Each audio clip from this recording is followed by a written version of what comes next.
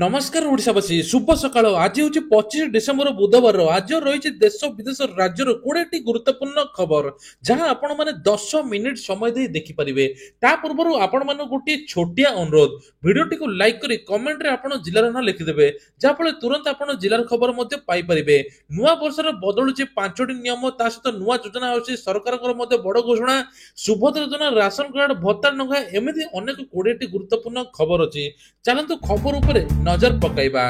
तेबे आसंता 24 घंटा भितर राज्य में विभिन्न स्थान में वर्षा हो बोली सूचना मिलुची तेबे कहउची 27 तारिख पर्यंत विभिन्न जिल्ला रे वर्षा हेबो उपकूल समेत दक्षिण ओडिशा जिला गुड़िकर हालुकार मध्यम धरण वर्षा हेबो खोर्धा गंजाम गजपति रे काली मध्ये वर्षा हेबो अदिनिया वर्षा पे राज्य में चाषी माने हैरान मध्ये हेउचंती ठीक समय रे वर्षा पूर्वानुमान न करिया पे कृषकों सहित समालोचना करिसंती अन्यपक्षे रबी फसल पे समय बीती जाइथिबा कारण रबी फसल मध्ये ए वर्ष राज्य में बंद रहिबो तेबे कटा होई नथिबा धान वर्षा जोगु गजा होई पारे अन्यपटे चाषी क्षयक्षति आकलन आरंभ करिसंती राज्य सरकार चाषी क्षयक्षति हेले सरकार सब बहन करिवे एवं चाषी को सहायता करिवे बोली कुहा जाउची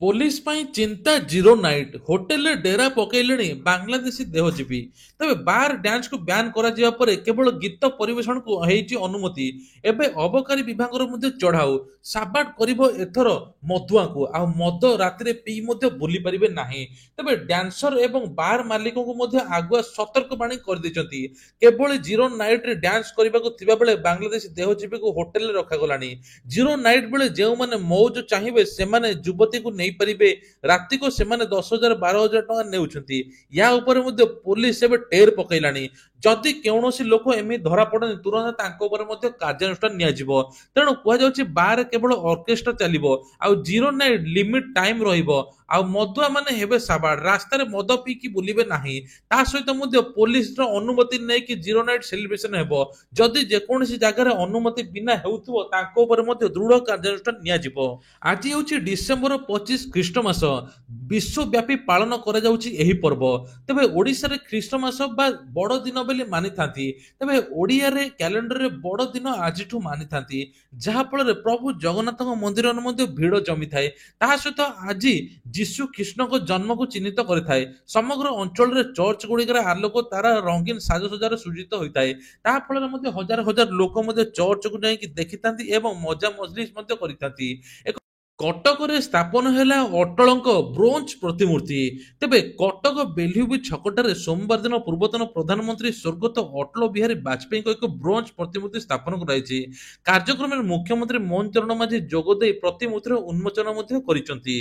चाषी बड़ खुशी खबर धानर मान कम थिले मध्य किणिबे धान सरकार राज्य में अदिनिया वर्षा कारण विभिन्न जिले में धान चाषी माने संकट में पड़ जाइछंती वर्तमान धान अमल सहित मंडी बिक्री प्रक्रिया चली बेले वर्षा रे धान बिल रे गजा हो गलानी अनेक स्थान मंडी मानकरे मध्य समान अवस्था एहाकु दृष्टि रखी धानर मान कम थिले मध्य किणिबाकु सरकार घोषणा करिसंती तेबे चाषी मानक मध्य सहायता मिलियो बोली सरकार मध्य कहिसंती एहा परे मध्य ओदा धान सुखाई मंडी रे बिक्री पई अधिक समय दिया जिवो तेबे पाग खराब जो किछि मंडी खोलिबा विलंब होई पारे बोली मंत्री मध्ये कहिसंती ता सहित चाषी मानक पई मध्ये आउ गोटे बड़ खुशी खबर मध्ये करिसंती तेबे बंधक मुक्त ऋण एबे चाषी माने मध्ये 2 लाख पर्यंत पाई परिबे बोली केंद्र सरकार कहिसंती जहा फल 4% सुध हार रे 2 लाख पर्यंत बंधक मुक्त ऋण पाई परिबे सेपटे पीएम किसान पई सरकार घोषणा करछंती पीएम किसान फेब्रुआरी 9 तारिख रे 19तम किस्ती मिलिया पई जाउची जहा पई चाषी मानक पई सबुठारु बड़ खुशी खबर एवं नुआ वर्ष भेटी बोली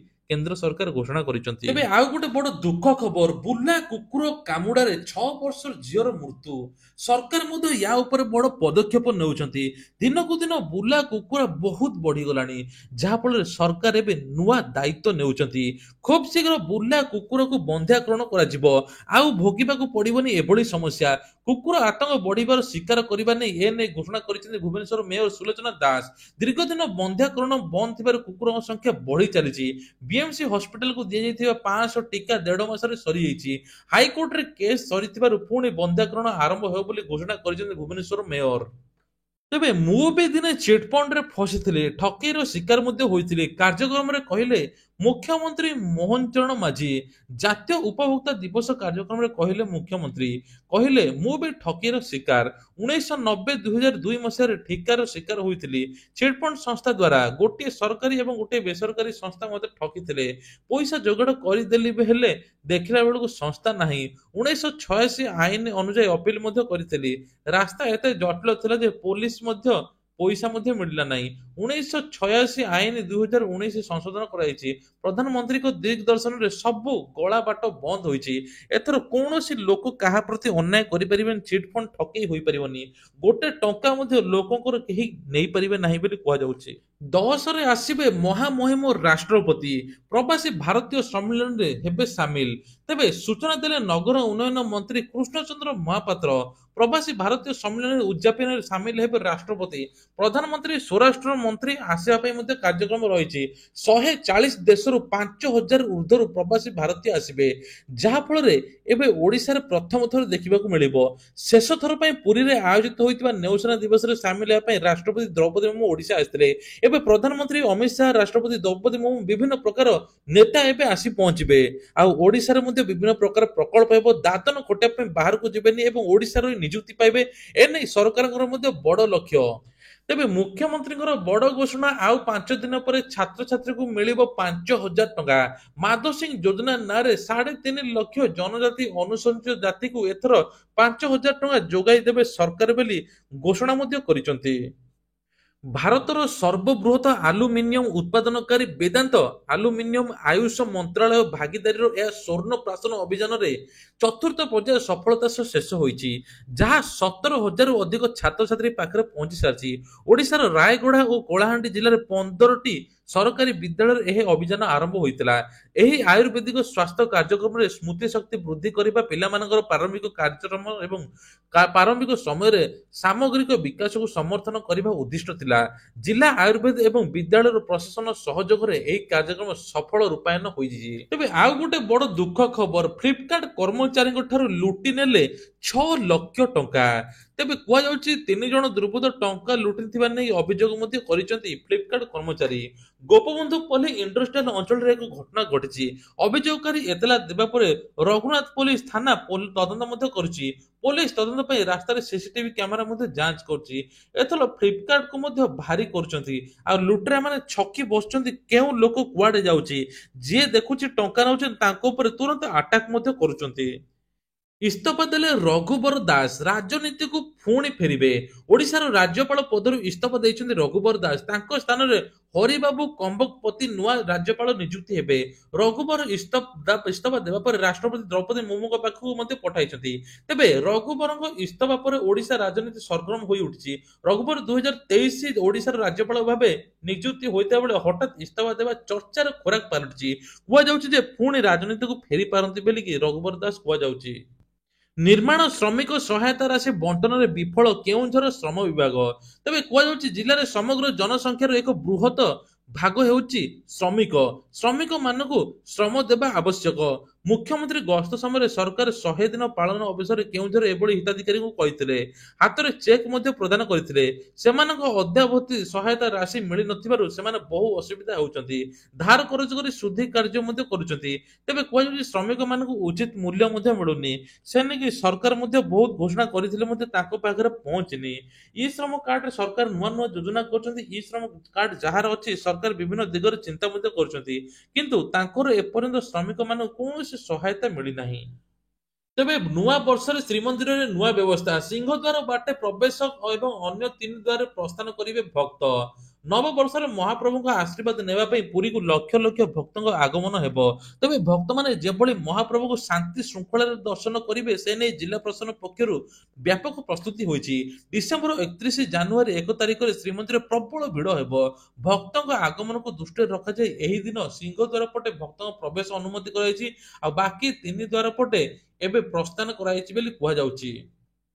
ଇତିହାସ ରଚିବ ଓଡ଼ିଶା ଏନସିସି ସାଧାରଣତନ୍ତ୍ର ଦିବସ ପରେଡକୁ ବିମାନରେ ଯାତ୍ରା କରିବେ ଏନସିସି କ୍ୟାଡେଟ ତେବେ କୁହାଯାଉଛି ଓଡ଼ିଶାରେ 63,000 ଏନସିସି କ୍ୟାଡେଟ ମାନଙ୍କ ମଧ୍ୟରୁ 127 ଜଣଙ୍କୁ ଗଣତନ୍ତ୍ର ପରେଡରେ ଯୋଗ ଦେବା ପାଇଁ ମନୋନୀତ ହୋଇଛି। ଐତିହ୍ୟ ଏବଂ ବିକାଶ ବିଷୟବସ୍ତୁକୁ ଆଧାରିତ ଚଳିତ ବର୍ଷରେ ଗଣତନ୍ତ୍ର କ୍ୟାଡେଟ୍ ମାନଙ୍କ ଭିତରେ ଦେଶପ୍ରେମ, ଶୃଙ୍ଖଳା, ଅନୁଶାସନ, ନେତୃତ୍ୱ ଗୁଣ ଏବଂ ଭାତୃତ୍ୱ ଭାବ,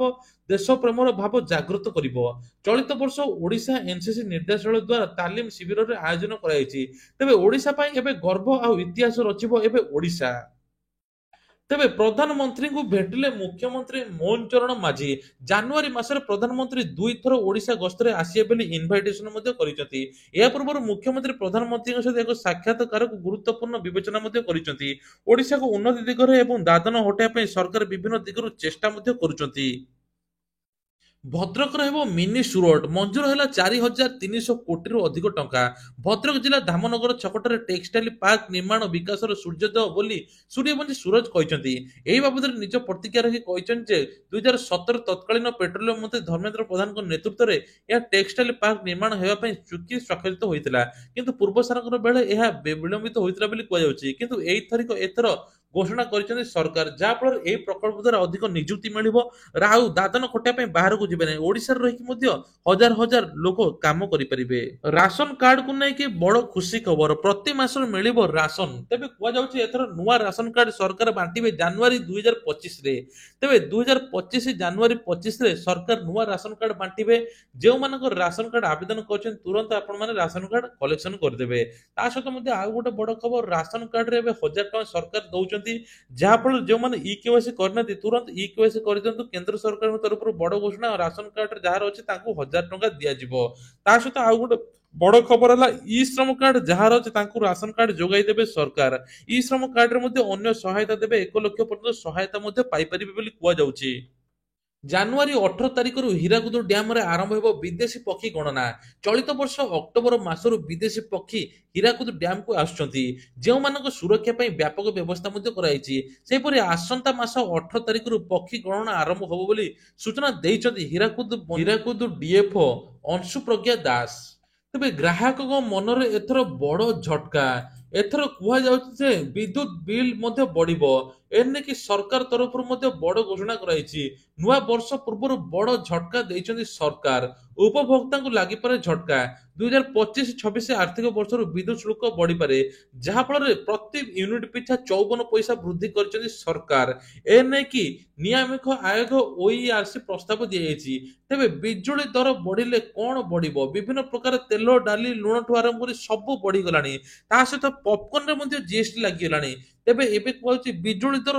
ବିଜୁଳି ଦର 54 ପଇସା ବଢିବ ବୋଲି ସରକାର ତରଫରୁ ମଧ୍ୟ ଘୋଷଣା କରାଯାଇଛି। ଗ୍ରାହକଙ୍କୁ ବଡ ଆଶ୍ୱସ୍ତି, ଭଏସ କଲ ମେସେଜ ପାଇଁ ସ୍ୱତନ୍ତ୍ର ପ୍ଲାନ ଆଣିବାକୁ ସରକାରଙ୍କ ନିର୍ଦ୍ଦେଶ। Telecom regulator authority of India ବା ଟ୍ରାଇ ସୋମବାର ଦିନ ନିୟମ ଅନୁସାରେ ଏବେ ଚେଞ୍ଜ କରିଛି। ଏହି ଅଧୀନରେ ମୋବାଇଲ ସେବା ପ୍ରଦାନକାରୀ କମ୍ପାନୀ ଗୁଡିକ ଭଏସ କଲ ଏବଂ ଡାଟା ବ୍ୟବହାର କରୁନଥିବା ଗ୍ରାହକଙ୍କ ପାଇଁ ଏସଏମଏସ ଏବଂ ରିଚାର୍ଜ କୁପନ ପ୍ରଦାନ କରିବେ। ସମ୍ପ୍ରତି କମ୍ପାନୀ ଗୁଡିକ internet data, voice SMS recharge coupon ପ୍ରଦାନ କରୁଛନ୍ତି। ତେବେ ଟ୍ରାଇ ଅନୁସାରେ ଆସନ୍ତା ବର୍ଷ ପାକିସ୍ତାନ ଦ୍ୱାରା ଆୟୋଜିତ ହେବାକୁ ଥିବା ଚାମ୍ପିୟନ ଟ୍ରଫି 2025 ସମ୍ପୂର୍ଣ୍ଣ କାର୍ଯ୍ୟସୂଚୀ ଅନ୍ତର୍ଜାତୀୟ କ୍ରିକେଟ ପରିଷଦ ପ୍ରକାଶ ପାଇଛି। ଏଥିସହିତ ବହୁ ପ୍ରତୀକ୍ଷିତ ଭାରତ ଓ ପାକିସ୍ତାନ ମଧ୍ୟରେ କେଉଁ ଦିନ ମ୍ୟାଚ୍ ଖେଳାଯିବ ତାହା ମଧ୍ୟ ସାମ୍ନାକୁ ଆସିଛି ବୋଲି କୁହାଯାଉଛି। 19 ଫେବୃଆରୀ ପାକିସ୍ତାନ ବନାମ ନ୍ୟୁଜିଲାଣ୍ଡ କରାଚି ପାକିସ୍ତାନ, 20 ଫେବୃଆରୀ ବାଂଲାଦେଶ ଏବଂ ବନାମ ଭାରତ ଦୁବାଇରେ ହେବ। ତା ସହିତ ଆଫଗାନିସ୍ତାନ ବନାମ ଦକ୍ଷିଣ ଆଫ୍ରିକା କରାଚିରେ ହେବ। ଏମିତି ଅନେକ ଲିଷ୍ଟ ସବୁ ବାହାରିଛି, ଯାହା ଅଫିସିଆଲି ସାଇଟରେ ବାହାରିଛି ବୋଲି ଜାନୁଆରୀରେ ବିକ୍ରି ହୋଇପାରିବ ପ୍ଲଟ ଏବଂ ଆବଶ୍ୟକ ପଡ଼ିଲେ ସଂଶୋଧନ ହେବ ରେରା ଆଇନ। ଏନେଇ ରାଜସ୍ୱ ମନ୍ତ୍ରୀ ମଧ୍ୟ ସୂଚନା ଦେଇଛନ୍ତି। ଡିସେମ୍ବର 31 ତାରିଖ ବୈଠକରେ ସମାଧାନର ବାଟ ବାହାରିବ ବୋଲି ରାଜସ୍ୱ ମନ୍ତ୍ରୀ ସୁରେଶ ପୂଜାରୀ କହିଛନ୍ତି। ଆବଶ୍ୟକ ପଡ଼ିଲେ ରେରା ଆଇନ ସଂଶୋଧନ ହେବ, ଆଉ ରହିବ ନାହିଁ ସମସ୍ୟା ବୋଲି ମନ୍ତ୍ରୀ ମଧ୍ୟ କହିଛନ୍ତି। ମହିଳାଙ୍କ ପାଇଁ ଋଣ ଛାଡ଼, ଏନେଇ ସରକାର ମଧ୍ୟ ଘୋଷଣା କଲେ। ଏସଏଚଜି ମହିଳା ପୂର୍ବ ସରକାର ଯେତିକି ଋଣ ନେଇଥିଲେ ତାର ସୁଧ ଛଡ଼ାଯିବ ବୋଲି କୁହାଯାଉଛି। ଏନେଇ 227 କୋଟି ଟଙ୍କା ମଧ୍ୟ ବ୍ୟବହାର ଦେଇଛି। ନୂଆ ବର୍ଷରେ ଏବେ ଆୟୁଷ୍ମାନ କାର୍ଡ ମିଳିବ, ଏନେଇ ସରକାର ତରଫରୁ ବଡ ଘୋଷଣା। 3 କୋଟି ଲୋକଙ୍କୁ ଆୟୁଷ୍ମାନ କାର୍ଡ ଯୋଗାଇ ଦେବେ ସରକାର, ଏଇଟା ମଧ୍ୟ ବଡ ଘୋଷଣା। ତା ସହିତ ଏବେ ମହିଳାମାନଙ୍କୁ 15,000 ଟଙ୍କା ଦିଆଯିବ। ସିଲେଇ ତାଲିମ ନେଇକି ପ୍ରତିଦିନ 500 ଟଙ୍କା ବଦଳରେ ଏବେ 15,000 ଟଙ୍କା ପାଇବେ, 2 ଲକ୍ଷ ପର୍ଯ୍ୟନ୍ତ ଋଣ ନେଇପାରିବେ। ଏନେଇ କେନ୍ଦ୍ର ସରକାରଙ୍କ ତରଫରୁ ମଧ୍ୟ ବଡ ଘୋଷଣା। ତେବେ ଇଏ ଥିଲା ଆଜିର ଦେଶ ବିଦେଶ ରାଜ୍ୟର କିଛିଟା ଗୁରୁତ୍ୱପୂର୍ଣ୍ଣ ଖବର।